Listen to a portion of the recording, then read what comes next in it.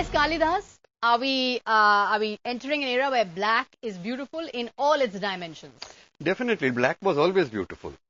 The problem was whether you looked at black from an Anglo-Saxon point of view, you saw him as Othello, you saw him as a Malcolm X, or did you see him as the point of view of this part of the world, as you saw him as Krishna, you saw him as Kala, you saw him as Kali.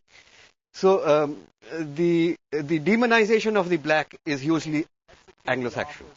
Right. In fact, let's get in Marie Brenner here. Marie Brenner, do you see Michelle Obama becoming some sort of standard of beauty in the same sense that that Jacqueline Kennedy was? Absolutely, in terms of how she will influence our country. America is being transformed by the Obamas in the same way that the Kennedys transformed America when they ascended to the White House. At last we have a young, dynamic, intelligent couple, each one as brainy as the other, and it is remarkable to see their influence already in their first days in Washington.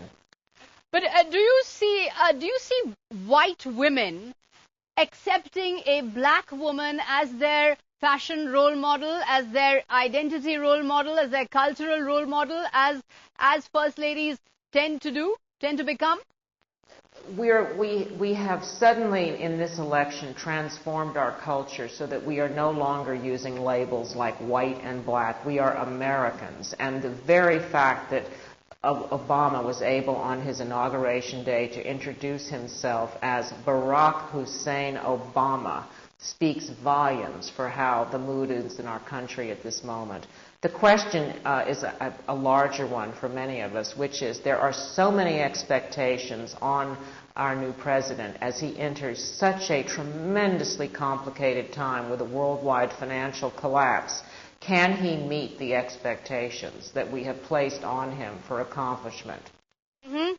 But it's very interesting what Barack and Michelle Obama represent. They represent elegant, highly educated, beautiful, young, elite black people. And is that going to be really a shift of focus as to how high culture is represented in America? Tarana Kapoor, in India, do you still see us as stuck in that very conservative mindset where, as far as we're concerned, a cultural icon has to be white-skinned? Standards of beauty are still light-skinned, fair, all those conventional characteristics. Well, unfortunately, I think that is still the norm in our country. Yes, I agree that you will still see matrimonials asking for the tall and fair lady. Even the men are supposed to be fair and handsome. And just because America has a black president really doesn't mean that we are ready to accept a dark-skinned bahu or a dark-skinned groom. Yeah, if he's moneyed and has a great job, all right. But I really don't think it makes a difference. I think Indians like Obama because he represents change. He is a far cry from George W. Bush.